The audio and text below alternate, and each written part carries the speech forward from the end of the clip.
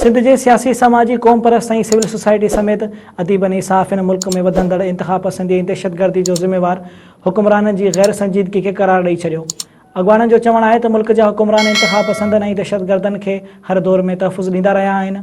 Sindh museum Hyderabad में रवादारी तहरीक तरफ़ां हिकु ॾींहं वारो सिंध रवादारी फेस्टिवल मुनक़िद कयो वियो, जंहिंमें रवादारी तहरीक जे चेयरमैन सैमसन सलामत, वाइस चेयरमैन दीदार मिरानी, नाले वारे दानिश्वर जामी चांडिए, क़ौमी अवामी तहरीक सरबराह अयास लतीफ़ पली जो रियाज़ चांडियो, डॉक्टर नियाज़ कालानी, एडवोकेट सजाद चांडिए, नवाज़ शाह बाराई, पुनरसारिया प्रोफेसर इमदाद चांडियो, कामरेड बख्शल थलो, सीनियर सहाफ़ी नाज़ सतो ऐं ॿिया शरीक थिया।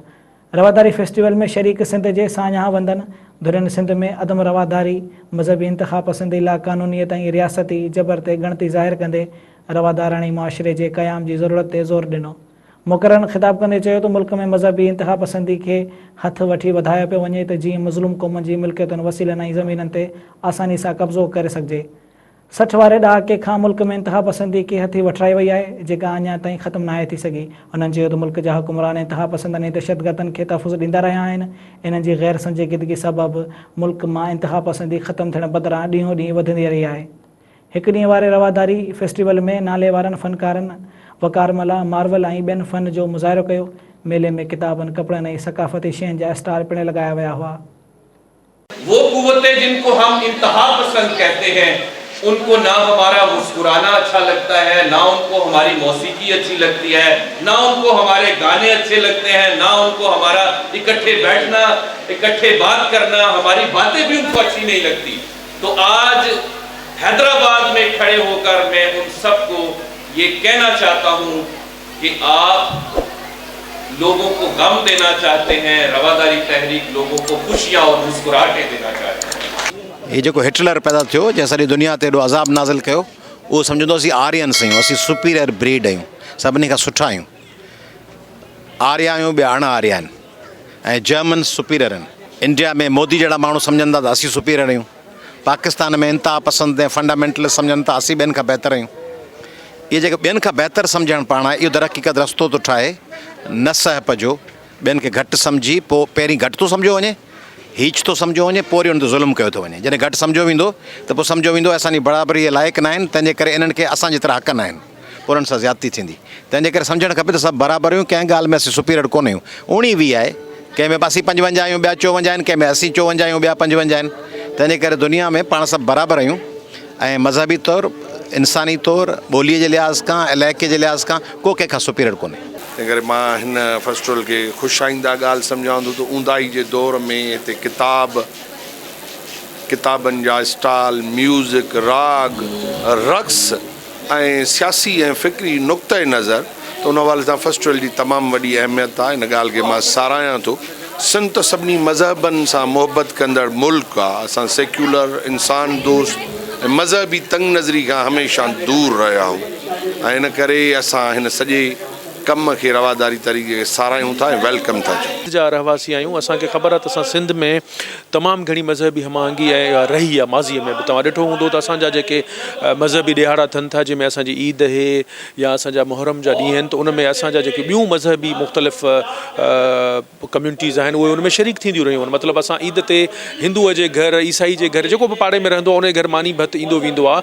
अहिड़ी तरह तव्हां ॾिठो हूंदो त जॾहिं मुहर्रम जा जुलूस निकिरंदा आहिनि त हिंदू दुकानदारनि जी तरफ़ां, ॿियनि जी तरफ़ां उते लॻंदियूं आहिनि सबिलूं वग़ैरह। तंहिंजे करे सिंध इन मामले में निस्बतन पाकिस्तान जे ॿियनि सूबनि जे बहितर रही आहे ऐं उमीद था करियूं त जेकॾहिं अहिड़ा प्रोग्राम्स थींदा रहिया त अॻिते अञा वधीक इहो पैगाम हेठि पहुचंदो ऐं हिनजी चङी ॻाल्हि आहे। आउं दावा सां चवां थो त सॼे बरसगीर में सिंध उहो वाहिद खितो आहे जंहिं वटि मज़हब खां वठी आम रवियनि में बि मुकमिल तौर ते रवादारी आहे, सहप आहे ऐं कोएग्ज़िस्टेंट आहे।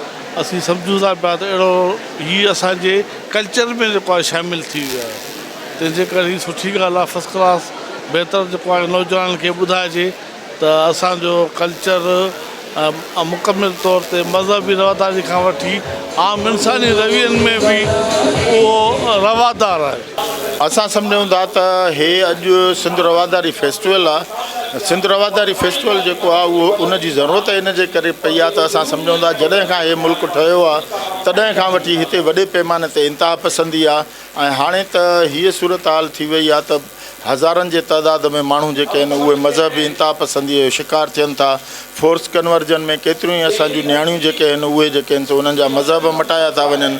नोतनलाल अॼु बि जेको आहे उमिरि क़ैद जी सज़ा जेका आहे सा उहा सेंट्रल जेल सखर में काटे रहियो आहे। त इहा जेका शिदत पसंदी आहे, इहा जेका वॾे पैमाने ते जेको आहे सो इंतिहा पसंदी आहे, उन इंतिहा पसंदीअ जे ख़िलाफ़ु जेको आहे असां सम्झूं था रायनामा ठाहिणु खपे। ये ॾाढी सुठी कावश आहे। सिंध में रवादारी जी हिन वक़्तु वॾी ज़रूरत आहे, जंहिं नमूने सां एक्सट्रीमिज़म खे हथी वेठाई पई वञे ऐं अदम बर्दाश्त वधी वई आहे, मज़हबी इंतिहा पसंदी वधी वई आहे। माण्हू खे जेको आहे उहो अक़ीदे जी बुनियाद ते क़तल करण जी कोशिशि थो करे। सिंध में ख़ासि तौर ते मज़हबी अक़लियतनि जे ख़िलाफ़ु हिकिड़ो मुनज़म प्लानिंग तहत जेको माहौल पैदा कयो वियो आहे, इहे सभु शयूं इन शइ जी तक़ाज़ा कनि थियूं त सिंध जा क़ौम परस्त तरक़ी पसंद रोशन ख़्याल माण्हू जेके बि आहिनि उहे रवादारी जी तरफ़ तवजो ॾियनि। सिंध खे अमन अमान जी सूरत हाल में सिंध जेके नमूने सां फासाई वई आहे, हिकिड़े पासे धाड़ेल दहशतगर्दनि, ॿिए पासे मज़हबी जुनूनी पैदा कया विया आहिनि। त इन सॼी सूरत हाल में बिल्कुलु इन क़िस्म जे प्रोग्रामनि जी, कॉन्फ्रेंसनि जी, फेस्टिवलनि जी ज़रूरत आहे। छो त सिंध खे अमन खपे, सिंध खे रवादारी खपे, सिंध खे जमहूरी क़दर खपनि, सिंध खे इन्हनि सभिनी शयुनि जी ज़रूरत आहे। इन जे करे सिंध जूं रोशन ख़्याल, तरक़ी पसंद धुरियूं, अदबी धुरियूं, सञावंद, शाइर, अदीब, आर्टिस्ट पंहिंजो किरदारु अदा कनि त जीअं सिंध खे असां अमन जो गहवारो बणाए सघूं। अॼु जेको रवादारी सिंध रवादारी मेलो आहे, असल में असीं सेलिब्रेट कयूं पिया रवादारी जे रंगनि खे। रवादारी जा रंग उहे जेके राग आहे, रक़्स आहे, अदब आहे, आर्ट आहे, उन्हनि खे सेलिब्रेट कयूं पिया ऐं रिजेक्ट कयूं पिया उन इंतिहा पसंदनि रवैयनि खे। इंतिहा पसंदी जो राकाज़ जेको सिंध में पंहिंजा चंबा खोड़े रहियो आहे, जंहिंजी शिकिलियूं असांखे मुख़्तलिफ़ तरीक़नि सां नज़र अचनि थियूं। कॾहिं मंदर खे बाहि ॾियण जी शिकिल में, कॾहिं फोर्स कन्वर्जन जी शिकिल में, कॾहिं जेको आहे सो मसलक ऐं मज़हब जे विच में जेको आहे सो तसादम जी शिकिल में, कॾहिं जेको आहे सो हिते मोबाइल मार्केट ते हमले जी नज़र में। इहे सभु मुख़्तलिफ़ शिकिलियूं जेके आहिनि इंतिहा पसंदी जो असांखे सिंध में नज़र अचनि थियूं। जंहिंमां इहा ख़बर पए पई त सिंध में बि जेको आहे सो उहा सिंध जेका रवादार सिंध आहे, हाणे उन में बि जेको आहे सो इंतिहा पसंदीअ जो राकाज़ लामारा ॾिए पियो। उनखे बचाइण जे लाइ सिंध खे मुहबत ऐं अमन जो गहवारो जेका अॻु में आहे, उनजी उहा सुञाणप बरक़रार रखण जे लाइ रवादारी तहरीक हिकिड़ो मेलो रचायो आहे, जंहिंमें रवादारी जी ॻाल्हि थिए पई, मुहबत जी ॻाल्हि थिए पई, सिंध जी ॻाल्हि थिए पई, आर्ट जी ॻाल्हि थिए पई, अमन जी ॻाल्हि थिए।